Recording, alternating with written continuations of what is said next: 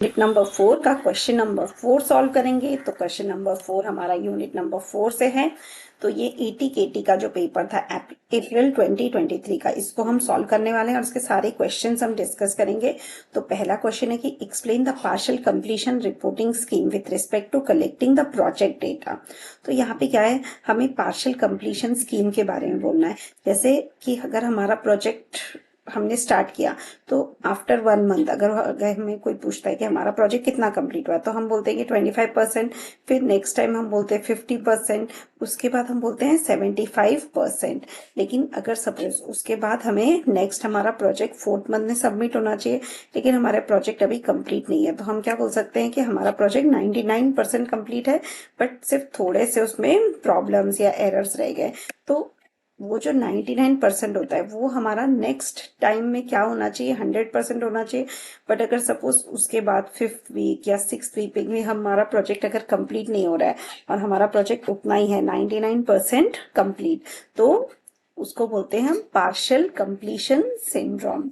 तो यहाँ पे इसे हम कैसे अवॉइड कर सकते हैं, उसके लिए हम अपना जो टाइम शीट है वो बना सकते हैं कि हमारे पास कौन सी एक्टिविटीज है, एक्टिविटीज का description, how many hours required, how much percentage of completion, फिर उसका शेड्यूल्ड कंप्लीशन डेट क्या है और एस्टिमेटेड कंप्लीशन डेट क्या है, ये हम डाल सकते हैं। तो इससे क्या होगा, हमें ट्रैक रखने में आसानी हो जाएगी कि हमारे प्रोजेक्ट कितना कंप्लीट है, कौन सी एक्टिविटी पेंडिंग है, कौन सी एक्टिविटी कंप्लीट है।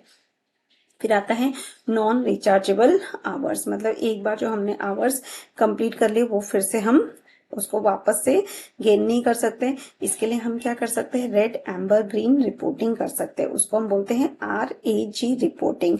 तो RAG रिपोर्टिंग में हमें क्या करना है, जो एक्टिविटीज हम कंप्लीट कर चुके हैं उसे हमें हाईलाइट करते जाना है। जैसे अगर हमारी कोई एक्टिविटी ऑन टाइम कंप्लीट हो गई है तो उसे हम ग्रीन कलर से हाईलाइट कर देंगे। अगर कोई एक्टिविटी थोड़ी सी पीछे है, मतलब it is back to target with little effort, then we can colour it with orange amber.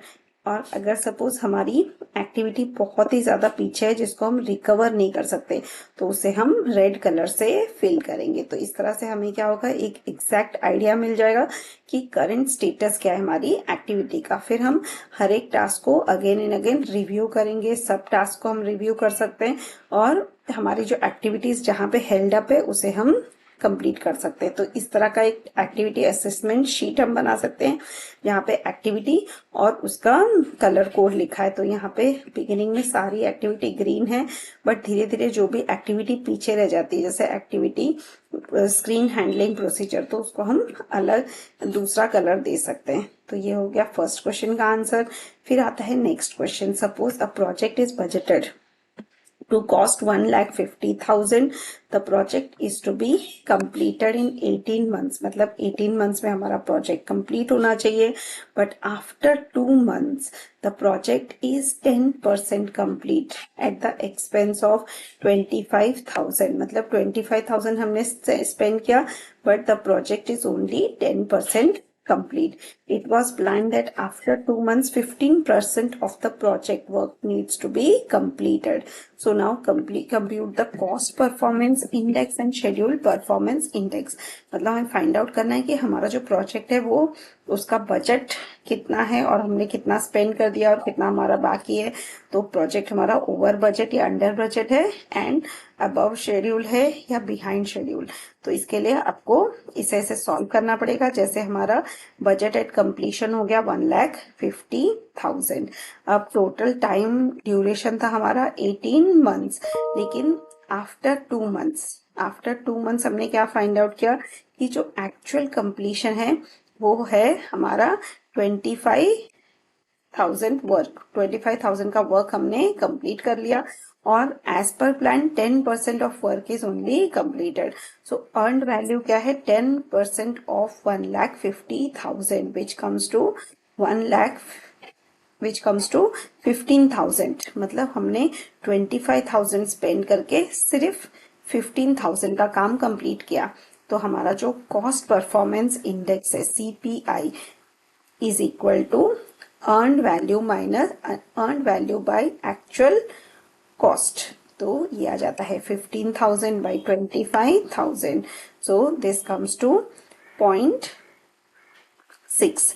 That means only 0.6% of work is completed.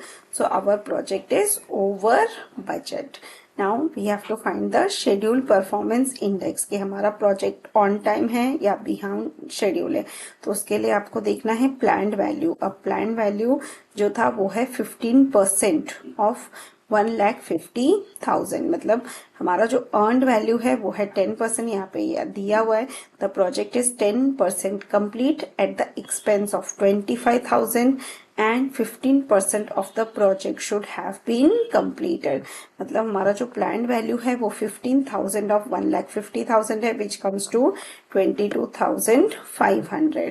अब हमें schedule performance index निकालना है. SPI is equal to earned value by planned value. So earned value है हमारा 15,000, planned value है 22,500. So ये आता है 0.67. मतलब हमारा जो प्रोजेक्ट है वो बिहाइंड शेड्यूल है.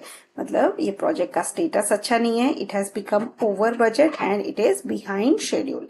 फिर आता है next question, what is the fixed price per unit delivered contract. So this the advantage and disadvantage of this approach.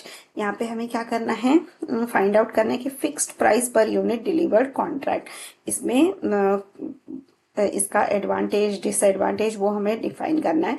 तो fixed price per unit delivered, इसमें system to be delivered is calculated और estimated at the outset of the project. The size of the system to be delivered might be estimated based on the line of code, but can be more easily and reliably derived from the requirement document. So what we have to do, we have to go as per the requirement document. A price per unit is also quoted. The final product is then unit price multiplied by the number of units. मतलब अगर हमें 10 units deliver करने हैं और हर एक unit का price है 10,000, तो हमें 10 into 10,000 करेंगे तो हमारा प्रोजेक्ट हो जाएगा 1,00,000 rupees. Now what is the advantage of this method? First of all, customer understanding of how price is calculated is very easy. मतलब कस्टमर को इजीली समझ में आता है कि 10 यूनिट्स है तो हमें 10 into the price per unit multiply करना है. So we will get the budget of the project. So it's very easy to understand. Comparability between different pricing schedules, वो हम compare कर सकते कि different vendors या different pricing schedules को हम compare कर सकते हैं. Emerging functionality can be accounted for. Supplier incentive to be cost effective, means supplier is cost effective and fixed price per unit of delivered content is used. Disadvantages, अब इसके disadvantage क्या है? Difficulty with software size measurement. That means it becomes difficult to measure the size of the project. Changing requirements, so it becomes difficult to adhere to the changes in the requirement. Then the tendering process also becomes difficult and we have to go for open tendering. So open tendering is having two types, tendering process and the restricted tendering, where we can, open tendering means we can give advertisement in the newspaper and anyone can apply for the tender. Restricted tendering means we only send invitation to tender to the selected suppliers and then we go for the negotiated procedure. So with this we complete question number 3. Now let's go to question number 4. Explain the steps involved in producing an evaluation plan, describing how each process will be checked against the selection criteria. तो इसको evaluation of proposals के लिए हमें क्या करना है? हमें scrutiny of the proposal documents करना है. मतलब हमें सब वेंडर से प्रपोजल्स कलेक्ट करने हैं और उसको स्क्रूटिनी करना है. Then we have to go for interviewing supplier representative. मतलब सप्लायर का एक पर्सन होगा जो रिप्रेजेंटेटिव होगा, product representative. We can talk to that person, interview that person and understand more about the project. We can go for demonstrations of the project, we can go for site visit and we can go for practical tests. So these are some of the methods by which we can evaluate the proposal. So we can describe all these method in detail. Now, evaluate the following aspects of a proposal. First of all, the usability of the existing software application. Then we have to find the maintenance cost of hardware to be supplied, time taken to respond to request for software support, any kind of training is required, we can identify that, where substantial a decision is made to award the contract or supplier. Then comes next question, explain with a neat diagram hierarchy of needs according to Abraham Maslow. So Abraham Maslow lived from 1908 to 1970 and Abraham Maslow ने बहुत सारे factors बताए थे which will actually keep the individuals motivated, but it may vary from individual to individual. So the person has talked about the hierarchy of needs. So at the lowest level we require food and shelter, but at the highest level we have self actualization. So ये जो diagram है ये आपको draw करना है. इसमें basic जो requirement है वो है साइकोलॉजिकल नीड्स जैसे food and shelter. Next come safety, हमें सेफ्टी नीड्स की बहुत जरूरत होती है.